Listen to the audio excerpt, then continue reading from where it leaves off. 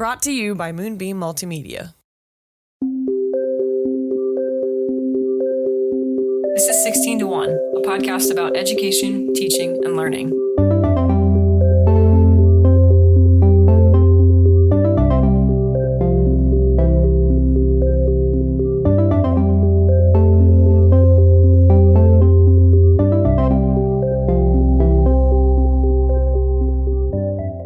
Hello. Hi there. Hi. How are we? We're here. Okay, that's an improvement over the last couple weeks of that answer. It is. Okay, all right. I received a message from one of my favorite teachers after our last episode, and where I talked about my room flooding. And he sent me a picture of his room where it had flooded in a similar. His was much worse than mine was, to be clear. Flood buddies. Mine didn't really flood like that, but it made me feel very seen by what I returned from Christmas break to find. So that was fun. So haven't had a flood. We have had a snow day. Oh, yeah. Could use a few more, but we'll take them.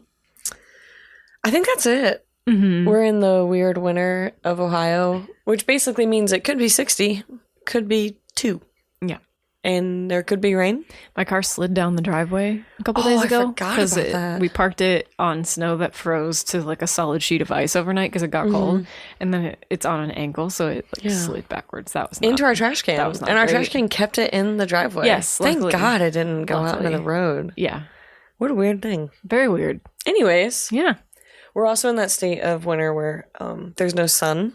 noticed, It's like that eternal night of Alaska, like that, you know how they go like 30 days or whatever without seeing the sun? That's how I feel, except for it just gets like a brighter gray and then it gets a darker gray. Yeah, we were talking about how difficult this is for people with like some version of seasonal affective disorder or whatever, where it's basically just like we need sunlight and we need to like go outside and touch grass in order to feel like normal humans, and we don't really get to do that very often with the weather being what it is. So yeah, it is the doldrums of winter now. We're officially in the dead zone until spring sports start back up and stuff. Yeah, baseball is so close. I finally sent out stickers. Yes. To those people. I am so sorry. Well, we procrastinated really hard. It was one of those things, it just sat on me, and it was like, it took me like 5 minutes. Mm-hmm. It like was not that hard of a project for some reason, but I just couldn't get myself to do it. But I did it. So we did owe some of you some stickers, and we sent out a sticker round. So watch out for that in the mail if you get an envelope from us. And if you didn't get stickers and you wanted them, email us. Or if you weren't on the list and want them anyways, email us at hello@16to1.com. Yep. Give us your details. And it'll only take like 3 months for me to get back to you. So no rush. We probably should come up with an email list at some point. We just are not sure what all we would tell you in the in-between. But that's like, that's a pretty normal thing for podcasts to do, is to have an email list just to communicate. Yeah. Like sign up for our newsletter, blah, blah, whatever. Okay. But we just, we don't really have much more to tell you. That's one more project. Yeah. It's just the two of us who manage all of this for the pod. So, between the two of us, and we both have full-time jobs that are not this. Chelsea's being very polite, but saying the two of us, she means it's like 80% her and 20% me. No, it's really not. We split our duties very evenly, but it's just it can be a little bit. It can be a lot to manage for just two people, but we love to hear from you. So keep reaching out and say hi. Maybe send you stickers. Who knows? If I ever, you will eventually at some point get stickers. Just gotta put the stamp on there, and it's so much work. Yeah. All right. Yeah. So anyway, let's get into what we are talking about this week. I'm not really sure where this came from, but we wanted to talk about international foreign exchange student programs and international cultural exchange through schools, kind of in the context of schools and education. So exchange student programming, all the way from, visa requirements to the realities of living day to day in a country that is foreign to you and being immersed in a language that is foreign to you. So we're going to kind of just take you through at a very high level, a little bit of discussion of that. And then Kate has had some wonderful students and opportunities from all over the world. And you're going to talk a little bit about some of their experiences, because you've recently spoken with a few of them about their exchange programs and such. So cool. So when I reached out to some of my former students, my first question was, why did you come to Central Ohio in your case, or Southeastern Ohio? So why even do a foreign exchange program? And a lot of them, I mean, a lot of the answers I found to this were kind of, in a way, broad and generic, but it means a lot. So, you know, people want to expand their cultural and political and social horizons. They want to know, especially people who might have young students. We're kind of focusing on younger students here, high school and college age students, obviously, but those who might be interested in like government or a culture or arts job or politics, foreign affairs, international studies, working in an NGO or something, climate and disaster research and aid and stuff like that. And, you know, even if you're working in research in a scientific field, those are all very internationally based careers in a lot of ways. And so students who think they might have an interest in that kind of thing might gravitate more toward exchange program study. So just the opportunity to experience immersive language learning is another very big factor in these exchange programs. And just, you know, meeting new people, meeting new friends in a foreign place can be a lot of fun. So, I mean, a lot of those reasons have to do with continuing your educational path after your exchange program. But some of them are just because it's really interesting and really fun to experience a different culture in a different place, whole new different world. language. So, yeah. So, like, some of the reasons why this gets done kind of in the high school or college age range, developmental psychology wise, it's one of the best times to put yourself in a really uncomfortable situation. You know, with the language learning, it's a good time to do it. Just, you know, younger minds tend to be more pliant to this sort of language learning and such. So, and it's also kind of easier before you become established and get into routines and patterns in a career to just take a year or a semester or however long it is to just up and kind of disappear to another country for that amount of time. It's much easier to do that when you're young and you don't yet have like work requirements and visa requirements and so it's like family, it's a good time.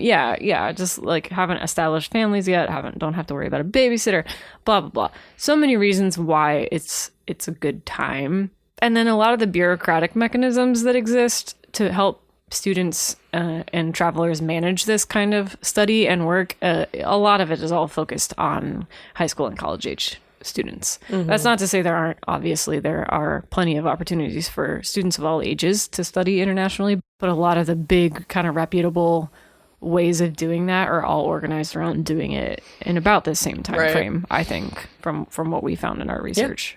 And then just briefly, before we get into some of the specifics of actually managing and participating in some of these programs, I just wanted to talk through what are a couple of the challenges that you might that a student might run into. Yeah, it seems like a lot of it is just based on the program that they choose to use to travel and study. So of all the students that I've talked to recently, they all went through a company that helped them do their placement and things like that. So cost is definitely a factor. I know that for one of them that I'll talk about later, she shared with me that the language, the isolation of her English was really hard on her. Yeah. I remember that of the foreign exchange students that we had. When there was a guy from Spain, and he didn't know like hardly any English when he came, and it was really hard for him to feel like he could fit in for a while. And I think it's hard because until you're thrown into 100% of a language that you've been studying for most of them years of their lives, there's nothing like it. Yeah.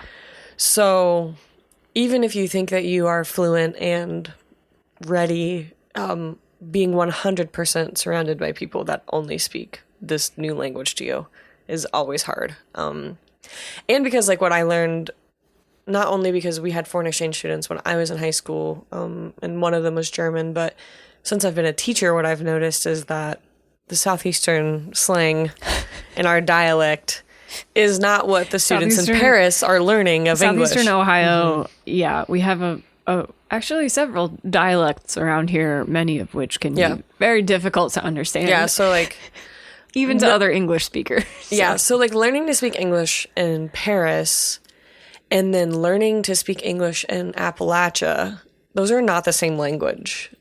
At their hearts, they are, but ultimately, they are not. Practically speaking, they don't feel like it sometimes. Yeah. Obviously, then, of course, comes with that is like healthcare. You know, you have to work that out. These are young people who are prone to illness and injury and all kinds of things. Yeah. Well, the one thing about that is that I found that a lot of these programs where students are sponsored through them for visas or whatever, a lot of the programs bundle in healthcare as part of the cost of the exchange program, but it can still just be, if you're not familiar with how healthcare works in the country where you're visiting, regardless of the insurance situation, navigating the system can be kind of not fun, as you might imagine.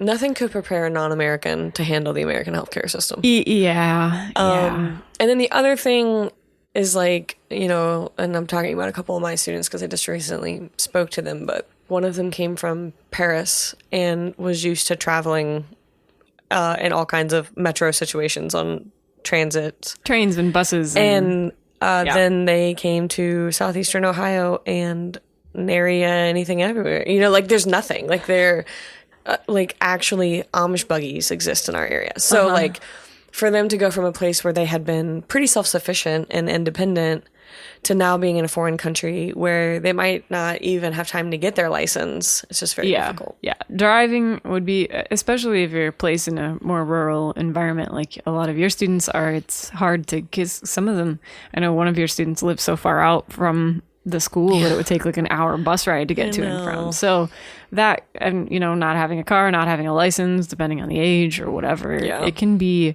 it's just another thing that kind of stacks up in the social difficulty column, because it can be hard to meet people in a new place anyway without and then on top these of other restrictions also coming into play. So yeah. So okay, we can just kind of jump into how you had some specific information here about like kind of how a typical exchange program might work for students. This is mostly for students traveling from Europe to the US, it looks like, based on what we've researched here. Now, part of the reason that we're focusing on Europe is because of a couple of things I wanted to note here. There's like this Schengen area, which is basically like what we think of as the kind of borderless EU area. There's this like 27 country kind of coalition, and they've all abolished passport and border control at their mutual borders. So basically the reason why we're talking about it is because we can treat Europe like one big thing for the most part, with the exception of the whole Brexit ordeal now. But a lot of the established programs go back and forth between those two countries, but that is not to say that we don't also have placements to and from other countries. It's just that a lot of most of what we could find is kind of about this particular geographic exchange. So anyway, to come into the US, you have to, as a student, you have to get this thing called a J1 visa. And this is just some info from the State Department website. It said that generally a citizen of a foreign country who wishes to enter the US must first obtain a visa, either a non-immigrant visa for a temporary stay or an immigrant visa for permanent residence. Exchange visitor or J visas are non-immigrant visas for individuals approved to participate in exchange visitor programs in the US. So we have a very specific visa for that. If you're going to the EU or the Schengen area, it's going to be non-EU citizens need a visa to study in Europe for extended periods. It's a student visa. A visa is valid for as long as the educational course the individual has enrolled, in which they've enrolled, and it can be extended on a yearly basis if the original conditions continue to be met. And then there are just some like restrictions and stuff. You have to be admitted to a recognized public or private educational institution. You have to prove that your academic qualifications and prove that you have a place to stay or a rent agreement or something, prove you have health insurance. So there are all these things you have to do to get these visas, but those are the kind of the main ones that you've had experience with in your dealings as a high school teacher here. And again, some of this also applies to colleges. Like the programs work very similarly, kind of depending on, it's just some things vary depending on whether or not we're dealing with legal adults. So that's kind of where the differences are. But why don't you take us through this high school? Yeah, just like based on my research and hearing from most of my students, like I mentioned, they all come through a company that sort of establishes this type of relationship that helps find a host family and helps you gather all of the needed legal documents to go where you need to go. They sponsor you for your visa usually is how it was described to us. Yeah. So I just chose, and there's a ton of them. Okay. I just chose a large, well-known company just as a point of reference and kind of gathered information based on them because they all seem to be doing the same thing. It's just a matter of a different name. A lot of them are nonprofits, I was noticing, but I don't know that all of them are, but a lot of these big ones are. The one that I chose just to talk about today is called the International Student Exchange, and they were founded in 1982. And so their about actually included that they were a nonprofit, and that they've done the exchange of over 30,000 students. And they had a line, and this is what it says. They're designated by the U.S. Department of State to run our J1 program for the purpose of cultural enrichment and public diplomacy. And they're fully listed with the Council on Standards for International Educational Travel. Okay. So that's like the, legal jargon. But you talked about that J1 visa, and that's what they were, so basically like in order in to compliance. yeah they have to follow all these guidelines and work with the State Department here in order to be able to do this for students, because it is really kind of a dicey, just all this legal stuff is kind of dicey to navigate, and foreign travel is just difficult to navigate. So it makes sense that there's been an industry that's grown up around helping people navigate this, because it's a common problem that people want to solve. So anyway. So the goal of this specific company is for high school level learners, and they help. So you have to apply actually to use them, and then you have to be chosen. And then from there, they'll help with all the placement parts of it. Yeah, it's kind of selective too. It's not a sure thing that if you want to study abroad that you will be able to, because a lot of times placements are kind of competitive. Yeah. So for this specific company, International Student Exchange, they offer either for students to come to the United States or to leave the United States to participate in a program. And they're usually either 5, 10, or 12-month programs, depending on where you're going and obviously what the school year looks like, because that's different from country to country. Yep. So their list of options for travel were Argentina, Australia, Belgium, Brazil, Canada, Denmark, Ecuador, France, Germany, Italy, Japan, the Netherlands, New Zealand, Norway, Russia, Spain, Thailand, and then the United States, obviously. Wow. And so I actually went through their website and just clicked on a bunch of stuff because I was interested in it. And so the cost for a student to go to these places is anywhere between $8,000 to $30,000 a year. That's as best as I could figure it out. Well, it also probably depends on how much of the education itself is sponsored by each of the countries participating. That can be another thing that can change the the costs associated. Yeah, as I was looking through it, it's obviously based on location, the price. It is one of the big factors is how long you'll be studying there, clearly. And also because in some regions and countries, they have public or private schools. So what you basically do is you click on the country you want to go to, and then it gives you a list of locations. And then once you click on like a region of Italy, then it'll show you, okay, if you want to study in Tuscany, here are your 2 options. Or it sounds like you want to study in Tuscany. I do. But then I clicked on Russia because I was like, I wonder how difficult this would be to study especially in Russia right now. Yeah. There were only 2 schools. They were both located in St. Petersburg. And the rules and the expectations of a student choosing to go there were super strict. Interesting.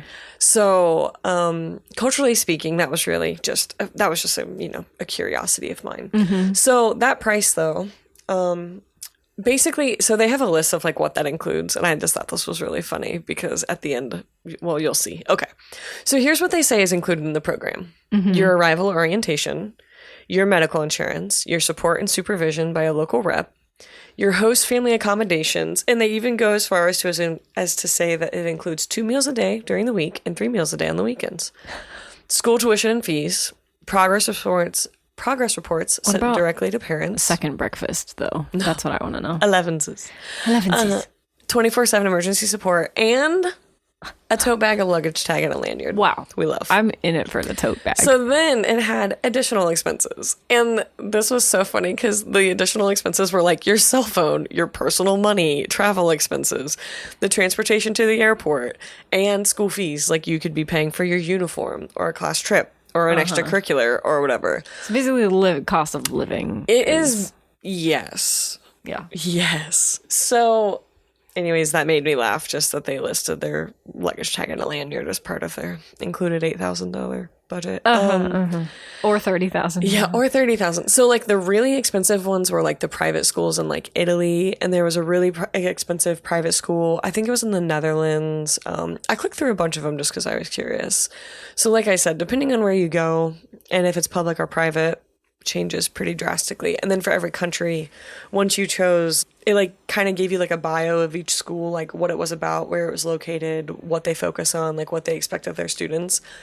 And then it had, in this community, you can expect this or whatever. So it was really interesting. Huh. So maybe one of the most important parts of this to me as a teacher was understanding why you would do this.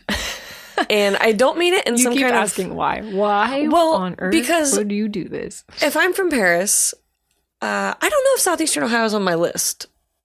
That's my why. But... I mean, someplace very different is what motivates a lot of these kids. Yes, and I just... This is definitely very different from Paris here in Southeastern Ohio. And maybe that's fine. And maybe Hamburg that's why, she chose... Anyways. So, but the other thing that I want to think about is like... Is taking a year out of school, your homeschool, worth it for educational reasons, for whatever reasons?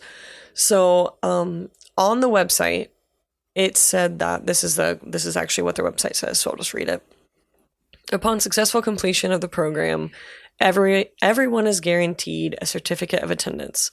Transcripts, grades, have to be earned. To earn the grades, you will have to excel in your class abroad in the language of your destination country. All of our high schools abroad are accredited institutions, therefore their grades are transferable back to the U.S. or wherever. As part of the preparation process, you have to check with your guidance counselors which classes or credits you'll need to graduate or to advance to your next year of school. Some classes, such as U.S. history, might not be offered abroad, and therefore you'll have to find a way to earn those credits either before you study or after.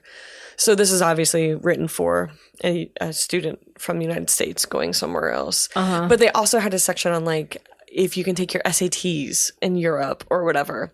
So it was really interesting to think about all of the college planning that we do. Yeah, we have a lot of logistics around college tracking and pathways in our high schools in the that's US. Unique to us, which is why that was fascinating to me, but also because when talking to my previous students, they didn't get credits going home.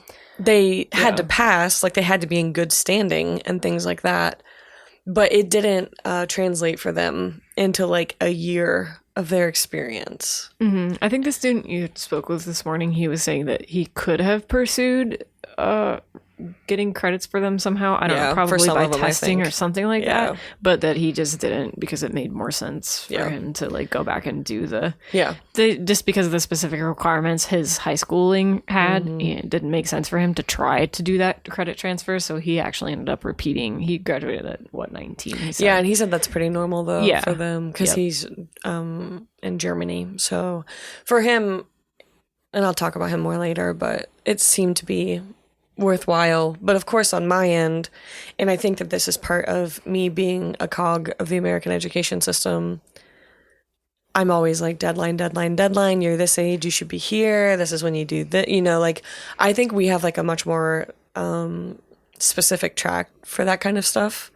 And so that's why it's always interesting to hear like the European students who are like, yeah, I'll do another year. I've always thought that European students in general seemed more, those who do go to university seem more intentional about it than our students do. Yeah. There's this kind of just broad language of vague expectation that you go to college in American, school, like the American public school system is just sort of like the natural destination for a lot of people. Ends up, even if it's not college, it's still talked about as like the kind of natural next step to high school.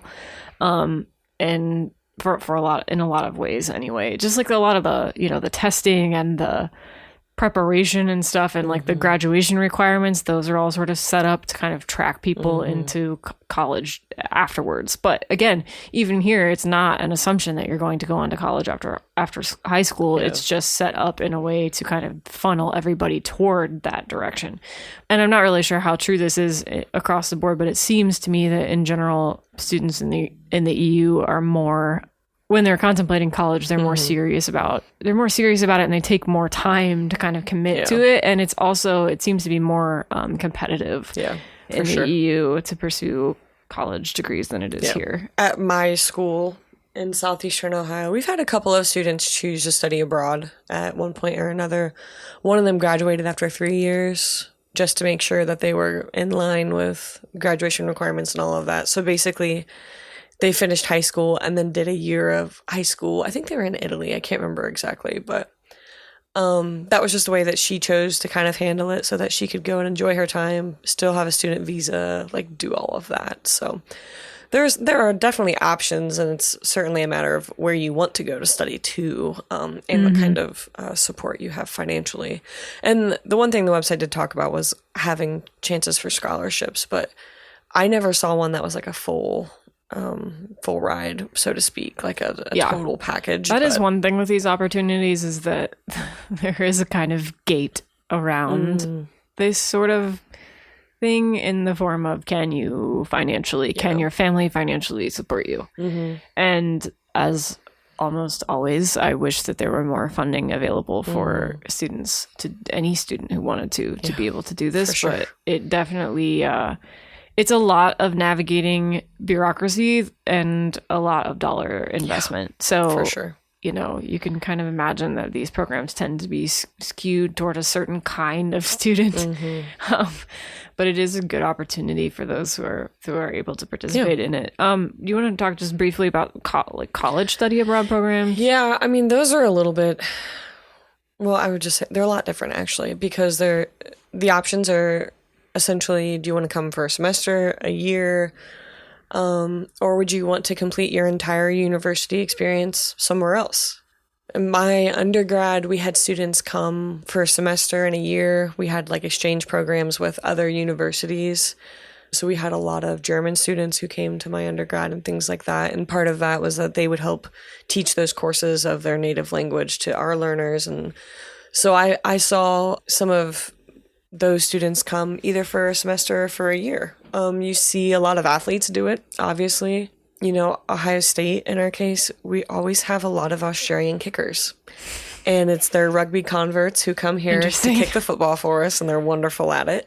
And so in their case, obviously, they're using their NCAA eligibility to get their degrees while in the United States, but they're, Australian citizens, or they have not, become citizens of the United States, I should say. So I guess the other thing about this is that the college opportunities, it just looks so much different, just because I know, like at my undergrad, they helped establish those connections with schools to help filter you somewhere if you wanted to go. Like I had a couple of really good friends go and spend a school year or a semester in France. And so our school helped establish what courses they would take, what would come back, what wouldn't, that whole thing. Semester. It was in Florence. I think it was a semester. Really? I didn't know that. Yeah, he did study abroad in college. That's cool. It was really cool. But I'm guessing his university probably helped him find, for you know what I mean? Like, so I think once you get into a college, it's just handled within their connections, and then they help find that placement that's most reasonable. Yeah. It's a lot. It can be easier to manage this at the college level, just again because you're not dealing with youth. Yeah, exactly. It's just a lot scarier when it involves kids. That's all. It does seem a lot easier. And like I had some friends, they were in Toledo, Spain, and same thing. Just they had so many cool opportunities, and like I said, our institution made sure that what they were taking there came back, and so a lot of those people, I think, and I don't know if this is still true, but I think at the time, if you were a major in a foreign language, you had to do a study abroad as part of our program. That's kind of cool, actually. Yeah. I kind of like that idea. So we had a lot of people go to like South America and things like that too. I don't know if that's still the case. It like forces an immersive element. Yeah, which I think is really... probably relevant for a foreign language major. Yeah. And like I said, this was just at my small private liberal arts college. So that's the only place I can really speak from. But as far as my experience as a teacher now, we've had a lot of students come in from local universities who are training to be teachers, who are studying at the local college and need hours. And so it's been really fun. I've probably had a handful in the last couple of years. They've all been German because of a partnership that, like I said, the university has with a university in Germany. But it's been really fun to see them. And they spend, like this past semester, I had a girl in my room 2 days a week, Daniela, and it was really wonderful to have her around. And my kids really enjoyed, hearing from her and all that kind of stuff. So I do like those college opportunities a lot, because that seems like, to me, like personally, that seems like such a better time for that opportunity, just because College? I've seen, yes, because I have seen the struggles of my 15 and 16-year-olds who come here. I don't know that I would have been brave enough to do it that I wouldn't young. have at all. I mean, I definitely was intrigued by the idea of traveling at that age. Yeah. And like, I would dream about it and, but kind of daydream, but not, I don't think I would have found myself seriously committing to it at that age. It would have been really hard for me to do it in college, because I would have had to take a year off from college because my college was weird and all 4 years was a required program. So I couldn't just go study it at somewhere else in Europe. So I would have had to take like a gap year or something, which I am kind of bummed about that. Like, I would have loved to have been able to do a semester or a year abroad in college. Do you think had you not been at that institution, you would have? Yes, absolutely. Yeah. Absolutely. So it kind of limited you? It did. And for a while, the college actually tried to set up, like, it doesn't still exist, but it tried to set up a sort of exchange environment for doing that college's curriculum, but in a foreign place. Oh. And that was weird too, and it's just difficult. Didn't translate anyway, well. and that was just part of choosing the college program that I chose. Like, I knew going into my program that it would be very difficult to do that, and it was limiting. Kind of a trade-off, but to me at the time it was worth it. So, but I think, maybe someday in my future I'll go get a student visa somewhere. I don't know if I would ever qualify again, but like, maybe I just... True. But I would love to live, somewhere else for a while and immerse myself in some other language and some other culture. I think that opportunity would be really cool, but it's a bit far off in my current horizon, but maybe someday. Okay. I hope so. Well, do you want to talk a little bit about some of your experiences with particular students? I know we've kind of touched on it here and there a little bit, but what is from the perspective of a public high school teacher in the US, what has the student exchange program felt like for you? I wasn't expecting this. This episode has brought me so much joy. It has been such a fun way to force me to reconnect with some of these you've been kids. Talking to some of your former It has been students. such a gift. Yeah. It was like, it just warmed my heart so much to get to hear from them again. So I have had French, German, Hungarian, Italian, and now a Ukrainian student, although that's not quite the same with him. That's like a refugee placement. It is, yeah. Mm-hmm. And he's here temporarily, obviously, but his family hopes to return. But he's here, like you said, with his family. So a little bit different, but still an experience with all of these things. I mean, functionally for the student, not that different from what he might experience otherwise. Yeah. So just some like generalities of foreign exchange students for a public school. We love them, but they're very difficult. They are very hard to schedule because the systems are so unique. And age-wise, that's kind of like where we start. But then you get them in somewhere and you're like, you've taken this course, but it was called something else. Or your English is lining up their age to So like here we kind of track, basically, like we track the classes that students should take kind of by age. And like, I don't really think that approach is universal. No, not at all. Yeah. So we will place students in an English class that might be way too high for them or way too low for them. Mm-hmm. The very first German exchange student I had was 15, and he was placed in my senior English course. Mm-hmm. So age-wise, he was not with my seniors. but his English was beautiful. His written, you know what I mean? Like, so he fit there. Right. So academically, what's appropriate is not always socially what's appropriate. Exactly. And so it was hard for him because his other classes were with other 15 and 16-year-olds. And then my class was with 17 and 18-year-olds. And a year difference is a lot in high school. There's a big gap. There can be, some of these gaps are more tolerable than others for students, but some of them are just too big sometimes, depending. So, yeah. So the other thing is, like, I mean, we want them in classes that they need to be in, but also in classes that they want to be in. And we also kind of have to take into account, like, what it all is going to mean for them at the end.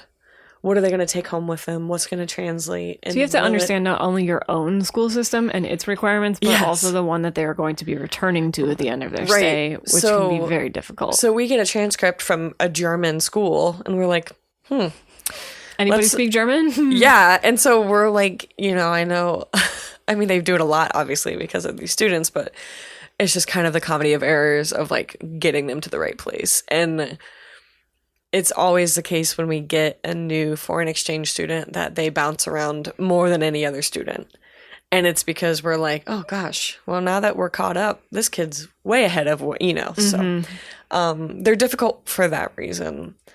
But I would say that I've had only good experiences with my foreign exchange students, but I have met two of my favorite people by getting to teach them. So we had Ode with us during the COVID year, and I remember there was quite a bit of stress and struggle about how to get her home to Paris. Oh, gosh. Because she was a French student. Yeah. But so I talked to her just kind of about her experience, and Ode and I were very close when she was one of our students.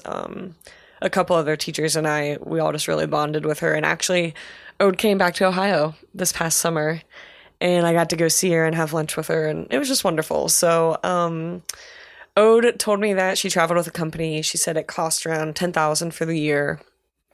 And she didn't get to pick where she went. But the cool thing about Ode's experience was that her older sister had also done a foreign exchange year. And her older sister, the high school she went to, was also in Ohio and was in the same county. So Ode didn't go to the exact same school as her older sister did, but was not far from it at all. That's interesting. Nothing really transferred, but she just enjoyed the opportunity. Credit transfer, you mean? Yes. Yeah. So her biggest thing, and kind of what we touched on already, was that fluency was what made her feel the most isolated at our school.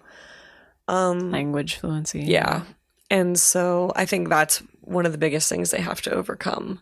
And the other thing that we had to figure out with Ode was they put her in my public speaking course, which I loved because we had so much fun in there together, and one of her really good friends was in there with us. And public speaking, just for the record, is a course that you take that requires you to talk in front of peers. Yeah. And for someone who's doing that in their non-native language, you might imagine that's quite a challenge. But she handled it so well. We had a really fun group of students, and my students liked her a lot. Not like I don't think they should have, but Ode fit in really well. And so it was really wonderful to have her with us, and she's on my list of students to visit, former students to visit one of these days when I finally get to Europe. But she told me that at her school in Paris that it's pretty common for students to do foreign exchange opportunities. And she did mention because of where they live in Paris, it's pretty upper middle class.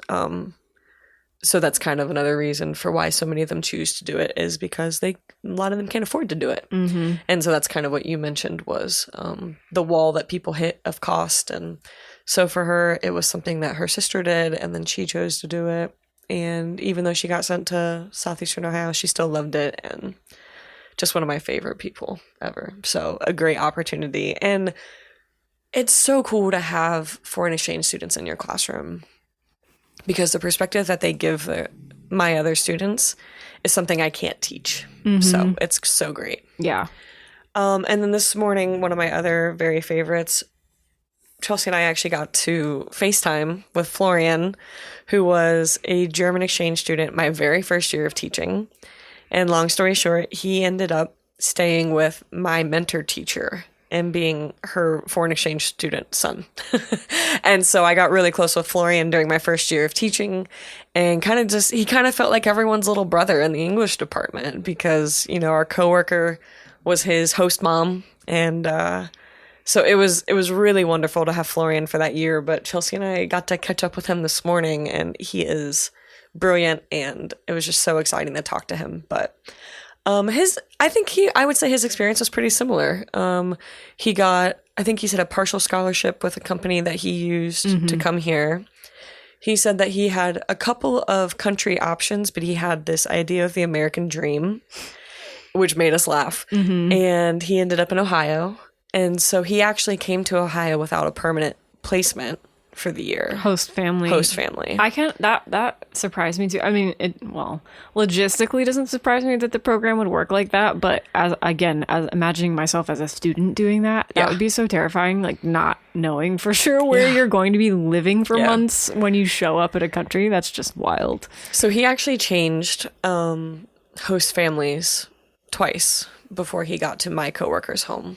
And so he said that the first family he was with was the one where he had to ride a bus for almost an hour just to get to school. And he said at that point, he was kind of thinking, maybe this isn't for me. That's very isolated. That's like being really out in the middle of nowhere. Yeah. Around here. Yes. You can easily do that just because so I didn't blame rural, him. But yeah. But that would be hard. That would be so hard. Florian shared with us that one of the requirements of his program was that he had to take either U.S. history, like American history, or a government class, American government class. And he got into U.S. history based on his age because I think he was 15 turning 16 the year we had him. So U.S. history is already what they take as sophomores. So I'm sure that was part of the reason why that was where he wound up. But he took all of the core classes, and he took like a Microsoft Word processing class. He took chemistry, biology, back then, and French. And so he's German native speaking. His English is still beautiful. I could tell he was self-conscious today as he was talking, but it's still really, really wonderful, of course. And then French is what he was taking as well. And so I remember him talking when he was here studying that it was weird to learn French from English. Yeah. Because he had been learning French from German. Be really weird.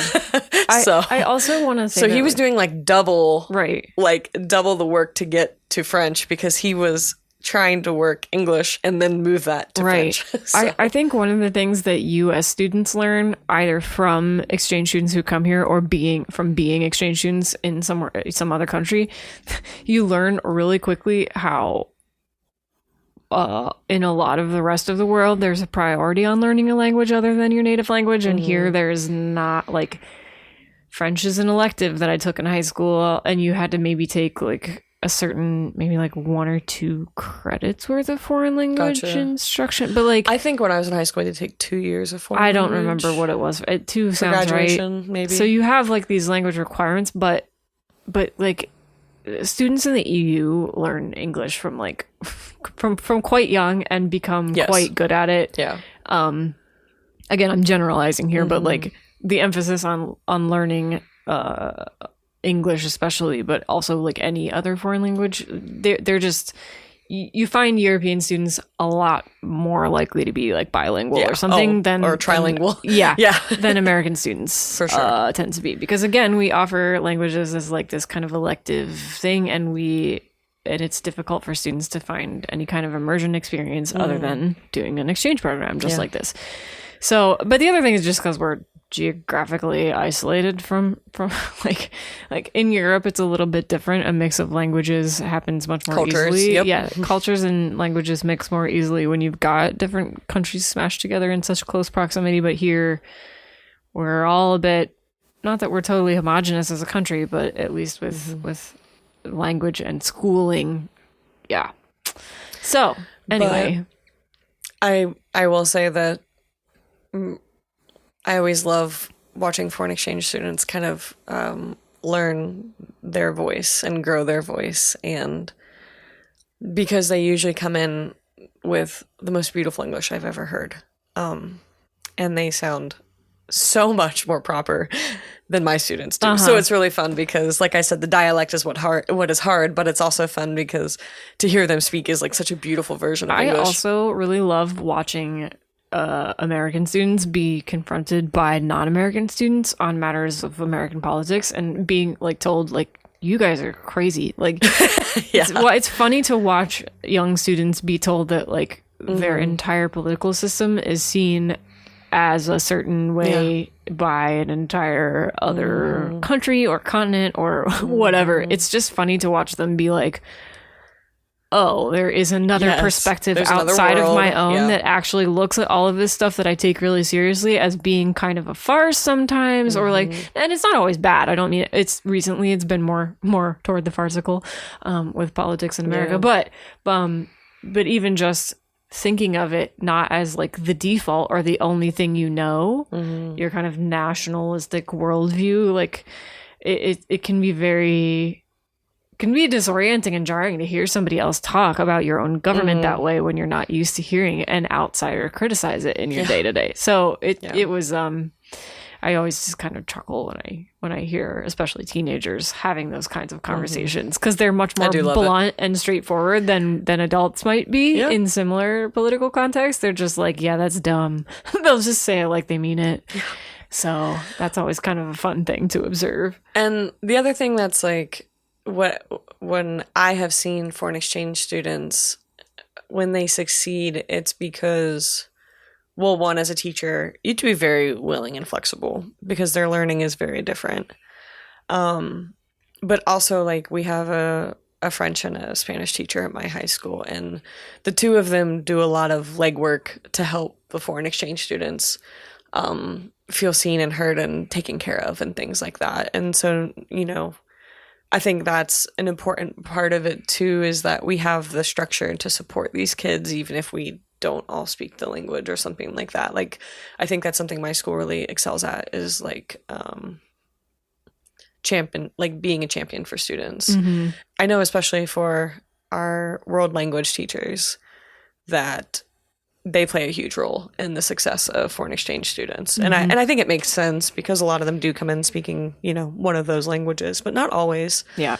But that's always kind of a safe place, and it's just really comforting because I think that kind of learning is so universal that even if it's not the same language, that they can still find a way to, reach them. So I definitely think that our success, especially with Florian and certainly with Ode, was also because of our other outstanding teachers who made sure that, they got exactly what they needed. Yeah. So, but like I said, this was a really fun episode because I got to talk to two of my favorite people, and Florian was at my school my very first year of teaching. So he was only like 6 or 7 years younger than me. So like I said, it was kind of like I got a job and my mentor teacher got a son. So I had a weird little brother that, he came around and did stuff with us. And it was fun because we took him to Easton, which is like one of the huge shopping districts of, Columbus. And he was so excited to shop for technology and clothes here because our sales tax on those things is much lower than what they shop in Germany. So I remember taking him to Hollister in Easton, and we had a nice chuckle about that. But that was part of the fun for him. He got to go to Columbus and we got to shop and whatever. So it's a lot of fun. It's a lot of fun to have them. And I will say, as a teacher, it is hard. You do worry about them not making connections and feeling included and, all those things. But if you can get through, gosh, it's like so rewarding. And someday when Chelsea and I can finally get to Europe, we're going to have a handful of former kids of mine to see. And it's going to be so much fun. I can't wait to see all these little, all my little ones all grown up now. So it'll be fun. Yep. And we'll have little guides in all parts of Europe to tell us where to do things. Yes. To help us not order There's your something number bad one reason, teachers, to make friends with the foreign exchange students, because someday you might have a built-in guide. I will. So, anyways, It was fun.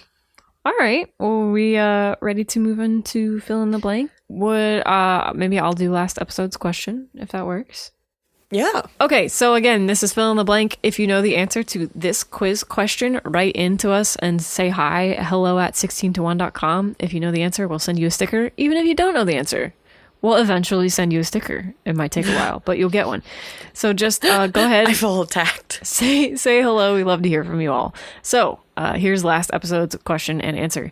The 2023 Golden Globes recently recognized one of the year's most popular TV shows, which had been nominated for 5 awards and came home with 3 wins: Best Musical Comedy Series, Best TV Actor, and Best Supporting Actor. The show is set in Philadelphia and follows the lives of a group of dedicated educators. It was recently renewed for its 3rd season. What is that show? And that's called Abbott Elementary.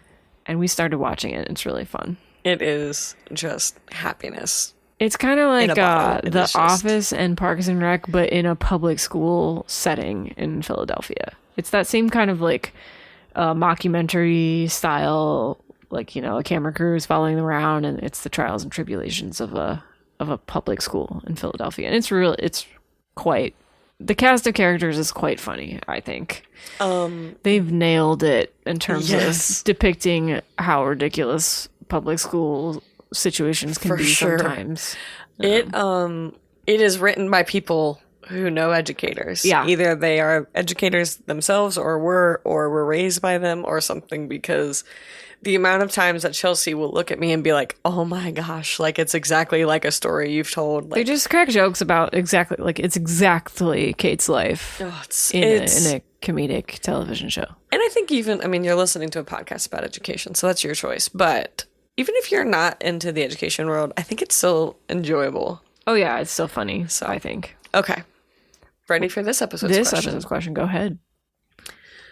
Considered to be the first ever foreign exchange student. Emo? Okay. EMO?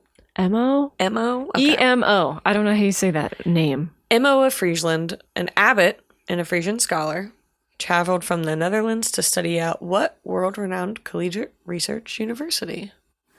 Okay. So where did Emo of Friesland study? I wonder when that was. I think it said 1099. Oh my goodness. Hold on, I can click on forever. No, I kept his link. One moment. Oh, no. 1190. I had my numbers. Okay, well, that's still pretty order. far back. Yeah, 1190 is when he began his studies, and he died in 1237. Interesting. Uh-huh. Okay. Yeah. Cool. And because I did my homework, an abbot, I looked this up, is the leader of the monks at an abbey. Yes. I looked that up because I thought you might follow up with it, but you didn't. I knew what that was, but I'm glad you looked it up. Also, an abbot with 1 T, not 2. True. Yes. Okay. I had all my bases covered. You always follow up with some weird question other than like what was the date, and I was like, oh man, she's gonna ask me what an abbot is, so I looked it up, and you're like, I know what the monks do at the abbey. Anyways, I'm familiar with the monks and the abbeys. Okay. So cool. All right. Fine. Well, so what university did Emo of Friesland study at? And he's considered to be maybe the first foreign exchange student. Yeah. Okay. Yeah. Okay. Would you like to tell us what you learned this week? So what I learned comes from Twitter. Okay. And I'm going to include the link in the show notes so that you can go click on it as well. But it comes from the account twitter.com/NYMetroWX. So New York Metro weather. Okay. Okay. Weather. So this tweet, I've been following along on this account for a couple weeks now. But the tweet that I'm talking about specifically was from January 28th of 2023. And it said this. January 28th will be the 325th consecutive day without measurable snowfall in New York City. And the record previously was 332 days for the period ending December 15th, 2020. So they're approaching a record on days without a measurable snowfall. Wow. And the other thing, it also said that they are 1 day short of the latest first measurable snowfall in a winter season. And that was previously held on January 29th, 1973. Wow. But this whole account... So there's no snow in New York. There's no snow. And so they had some snow last week, but it only snowed for like minutes and then changed to rain. So it wasn't measurable. No. So anyways, I've been following this New York Metro weather Twitter account because I love New York and the snow. And I thought it was interesting that they're approaching on what I would probably call a bad thing. It seems like a long time without snow. Well, it seems like a climate change. Right. But it's kind of funny because I do remember some really big snowfalls in New York when I was there studying. Yeah. When I was there studying, there was one snowfall where people were cross-country skiing down the middle of big streets and avenues in New York. That was kind of funny. So, anyways, that's what's going on right now in the weather in New York City. Back to you at the news desk, Chelsea. Oh, okay. So what'd you learn? What I learned is just a follow-up to last week's extremely nerdy and long-winded dive into the whole Dungeons and Dragons licensing situation. And what happened was something that we talked about as a possibility when we were talking about how, Cricket did that flip-flop because of the immediate backlash. Yes. So that's exactly what happened here. That whole thing, I was like, the backlash was so aggressive from the gaming community. And if you want to know all about this, again, just go listen to the last episode where at the very end of it, I talk about Dungeons and Dragons stuff, but they basically tried to replace their license that allowed third-party creators to build on top of their kind of core IP. They were going to change the license and how all that worked, and they've completely reversed course. They're now going to leave the original license in place, untouched. They're changing the way that their systems reference document, that sort of like underpinning mechanics of the game. They're actually turning that into a Creative Commons license. And so they basically have wholly and completely reversed course. And they did it after they had this, it was supposed to be a 2-week period of feedback on their, so they finally released like the new proposed language for the next iteration of the license. And they got so much negative feedback on it that they closed the survey a week early-ish and then made this announcement where they were like, just kidding, everything we said we're not doing, and we're turning this into Creative Commons. And there are some people, like a lot of people are taking this as a victory. A lot of people are skeptical that Wizards of the Coast might, as it is owned by Hasbro now, someday figure out a way to kind of monetize this to all, to Kingdom Come anyway. But for now, people are sort of treating it as something of a victory. And I certainly think that it's probably a good move. But there are also people who think that it might be too little too late, because now the competitors that they were kind of trying to screw over with some of these licensing changes have made their own open licensing arrangements and have committed to operating under those separate licenses entirely. So now the landscape is kind of fractured anyway, so it's going to be interesting to see what the long-term fallout of all of this is. But this is just like extremely nerdy in the weeds stuff. But anyway, what I learned was that the whole D&D debacle is now kind of going in the opposite direction. Are you on the good side or the bad side? That this is like a good thing or a bad thing? What's your take right now? I mean, it feels better than it did when they were going to scrap the original license, and the license back provision was really hairy too, even though it's kind of like common to use such things like that. That thing that said that third-party creators, that Hasbro and Wizards essentially could use that IP and sell it if they wanted to, if third-party creators use licensed content. That was another big thing that is now no longer, there's no royalty structure. There's no anything. According to the latest news that we heard, they're basically just completely scrapping these plans. Cool. So I think that not having walled gardens is generally good for competition. So I am generally like a fan of that, because I don't want there to be one like monopolized company that runs tabletop gaming, just like I don't want there to be one monopolized company that runs anything. Cool. So I think it's good. I'm also just kind of mildly entertained by all of it, because it's a bunch of nerds screaming at each other about like interesting stuff, but it all still is a game at the end of the day. So but it's been kind of funny. So awesome. But anyway, that was my update. That's what I learned. Well, we'll keep you updated on future episodes too. Future episodes of the D&D podcast. Not really. Just kidding. Please don't sue us, Wizards of the Coast. Oh, you're about to find out what this new program's like. Yeah, for real. So, okay. All right. Any final wrap-up thoughts before we close out the show for this week? I don't think so. Yeah. Okay. Having a good time. We've been reading some new stuff and playing some new games, and I'm playing a game called A Little to the Left. You just started The Last of Us Part 1. I did because the show's coming out, and I've always wanted to play the game, and now I have a PlayStation, so I'm finally getting to play it. We watched Everything Everywhere All at Once. Yeah. That was the weirdest thing I've seen in a while. It was a movie. It was just it was nominated for a bunch of Oscars, right? Yeah.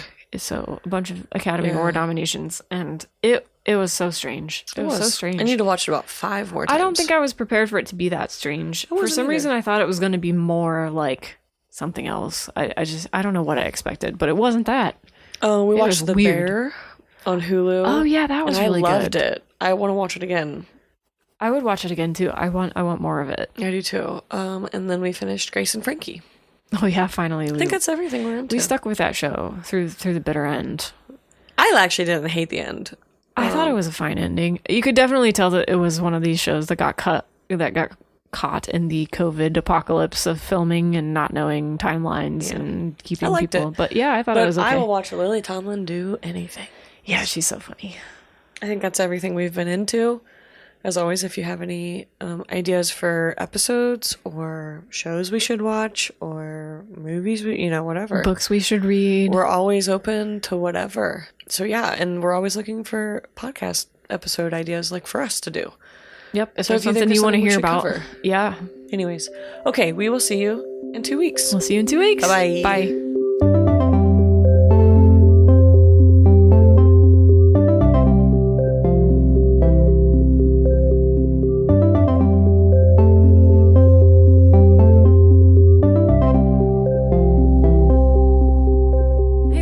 Thanks for supporting 16 to 1. We're trying to grow our audience, so please check us out at 16to1.com, all spelled out, and tell your friends about the show. On our website, you can find links to follow us on social media, an archive of all our old episodes, and a contact form where you can get in touch. Thanks again for listening, and we'll catch you next show. Undiscovered code in my brain, but I'm a very normal human.